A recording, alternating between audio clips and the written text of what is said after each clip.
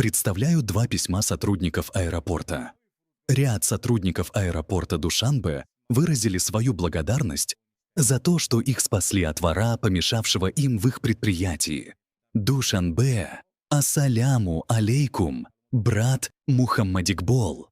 Мы, сотрудники аэропорта Душанбе, безмерно благодарны вам. Именно ваши статьи об Исмате Дулике в конечном итоге привели к расследованию и его аресту. Я лично работаю в аэропорту Душанбе с 2007 года. Никогда не видел Исмата Дулика беспринципным вором и расхитителем государственного и общественного имущества.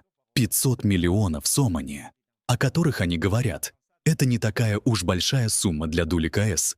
2016 по 2025 год Дулик полностью развалил аэропорт, как финансово, так и технически развалил его во всех отношениях. Расследование продолжается.